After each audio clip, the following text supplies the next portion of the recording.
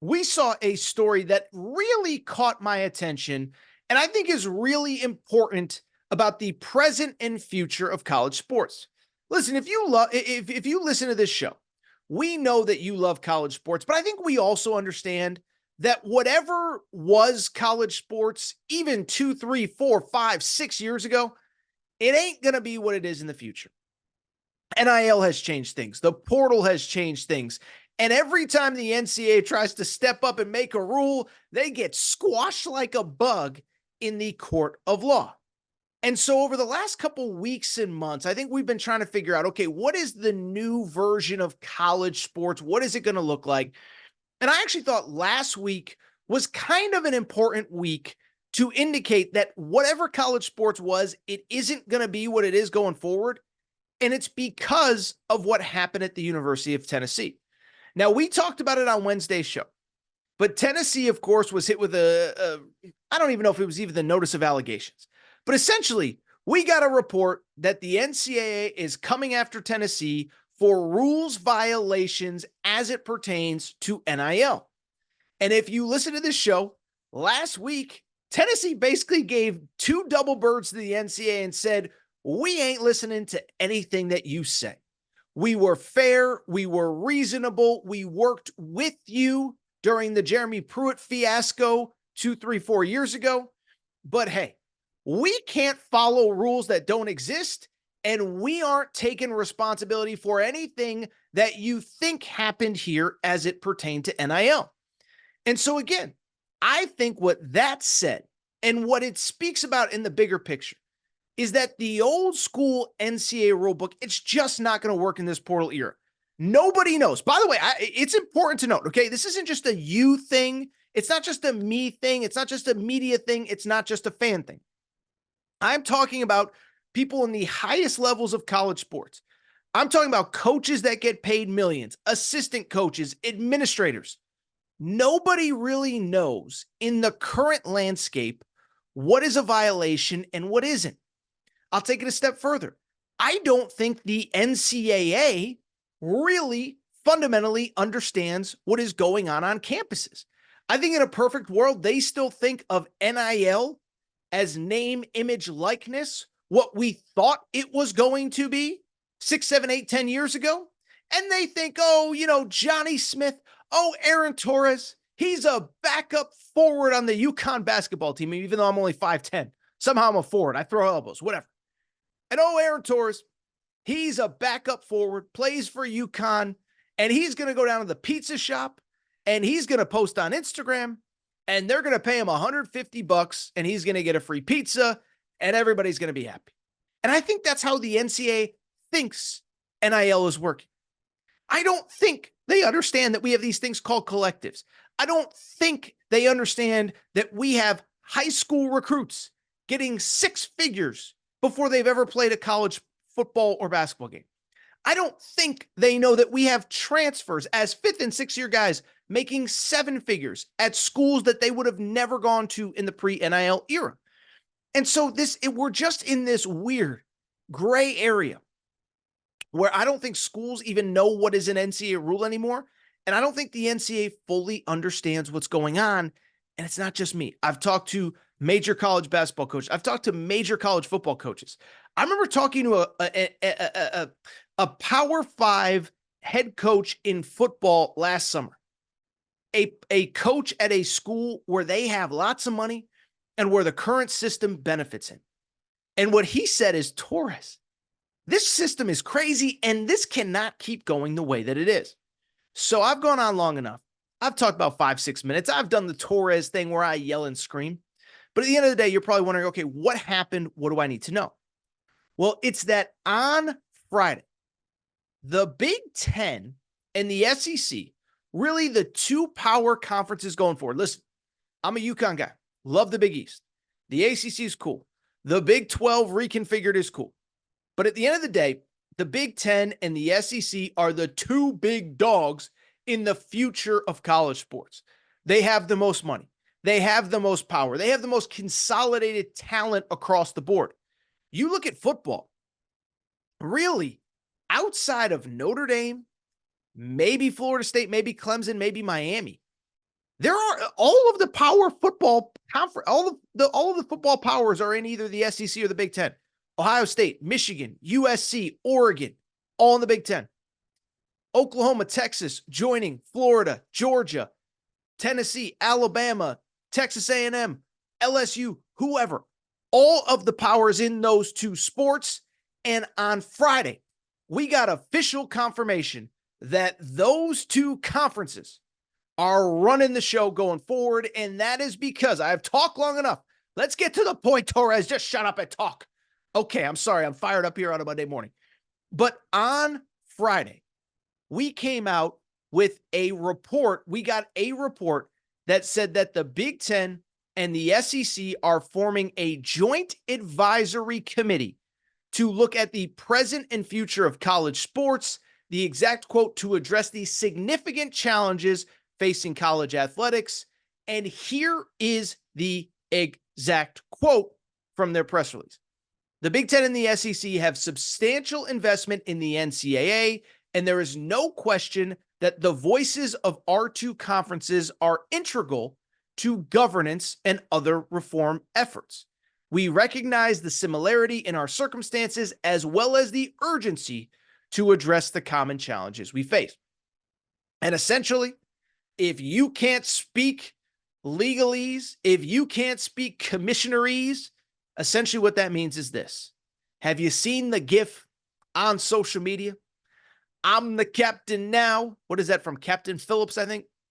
Well, that was the Big Ten, and that was the SEC basically saying, listen, going forward, we are the captain now.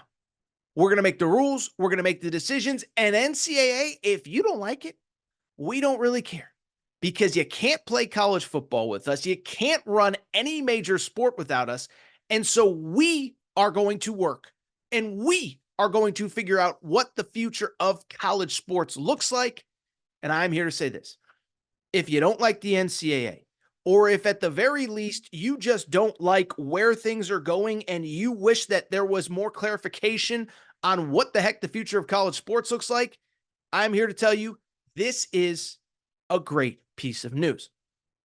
And the bottom line is this. Let's go ahead and dive in. Let me tell you what I think the next couple of years look like.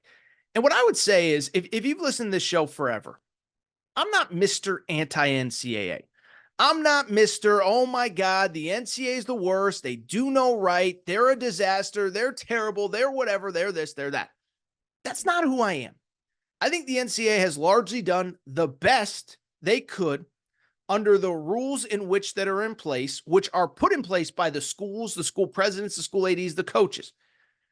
I also believe that they've done a lot of good, especially for non-revenue sports.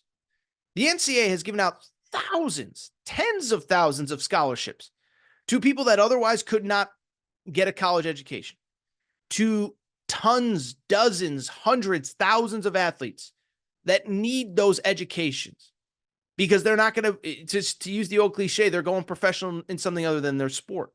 So I'm not anti-NCAA, but what I also do believe, I'm going to get existential for a second, existential Torres here for half a second. I do believe that sometimes in life, you just outgrow stuff, right? You outgrow a relationship. You outgrow a friendship. You outgrow a husband. You outgrow a wife. You outgrow a job. I'm sure I've told this story. When I was 16 years old, day I turned 16, walked down to the McDonald's, not in the town that I lived in, but I had a buddy whose dad managed a McDonald's 2-3 towns over. I wanted a job. I wanted to make my own money. I wanted to be independent. And so I went down and got a job at McDonald's. And then after about a year, 2 years, 3 years, I don't know what it was. I think it was about 2 years. You're getting checks. You're making minimum wage. You know, this was back in the early 2000s. You think, oh, this $180 check that I just got, it's the great. I got 180 bucks. I got 180 bucks. What am I gonna do? And then after a while, you realize, wait a second now. I can keep doing this, or I can get a job. And then my next job, and I know I'm going all over the place, but I'll get to the point. Sorry. McDonald's, 180 bucks a week. Then all of a sudden, I got a buddy that works at a golf course. And I realized that I can make $100 a day. And I work 5 days a week. I can make $500, $600 in tips. And it's twice as much. the point I'm trying to make, at one point in my life, McDonald's was the greatest job I could ever have. And it was the dream. And it was great. And then eventually I outgrew it. Then I went to work at a golf course. And then I realized I'm making $500 a week. I can make $500 a night bartending. And so the point I'm trying to make, you outgrow things as time goes on. And I haven't been anti-NCAA, but the structure of college sports has been outgrown by where we are now in college sports. We have billion-dollar TV deals in college sports right now. Billion with a B, okay? We have players that can make money off of the field. The current rule book, the previous structure was not designed for collectives and NIL and quarterbacks and point guards making $400,000 or $500,000 a year. It just wasn't designed for this. So I am not opposed to it. And I think this is the first way of the Big Ten and the SEC saying, you know what, guys, we appreciate everything that you did for the last 100 years. But it's time to look forward. It's time to make rules that are set up for the current structure. And that's exactly what I believe will happen. Now, what is exactly going to look like? I don't know. What I do know, couple things. One, I do think eventually college football as a whole is going to break off from any of the other college sports. You can't compare college football, which brings in hundreds of millions of dollars of revenue every year, with sports like baseball, tennis, golf. You can even say women's basketball. There's most campuses, every sport other than football and men's basketball lose money. I think I saw a stat the other day. LSU won the national championship last year in women's basketball. The program as a whole lost money. I could be a little bit off on that, but I know Ole Miss baseball lost money when they won the national championship. So why I bring it up is you can't have a billion-dollar business kind of running concurrently with basically, charities, for lack of a better term. So my guess is that college football breaks off from itself. And from there, we start to see a restructuring of the current rules. I don't know what NIL is going to look like 5 years from now, but I can promise you it's not going to look like this. I can promise you it's not going to be boosters having to pool money to keep a football roster together. And then, oh, by the way, on top of that, a player deciding, you know what? I appreciate you offering me this much, and I know that I agreed to stay, but somebody else offered me that much, and I'm going to go over there, even though I just looked you in the eye and promised you that I was going to stay. And so if you just don't like the chaos of this current system, I don't think it's going to be here very much longer. Now, I still think there's going to be transfers. I still think, there are still going to be things, but my guess is players, especially in football, are probably going to be contract employees. They're probably going to have a salary. They're probably going to have a collective bargaining. They're probably going to have a union. And it's going to look so much different than what it does. And that might sound scary, but I promise you, behind the scenes, it will be better than it is right now. It'll be better for your favorite school. Take Alabama, for example. Pretend you're an Alabama fan. Alabama, think about the guys that they lost during the transition to Nick Saban. Now, I'm not saying guys should have to stay if Nick Saban retires, but Isaiah Bond, he bounced basically before Isaiah Bond's the Alabama leading receiver.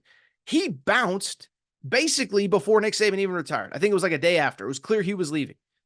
And so the point I'm trying to make is at least now there's going to be a structure. There's going to be something keeping players at the school.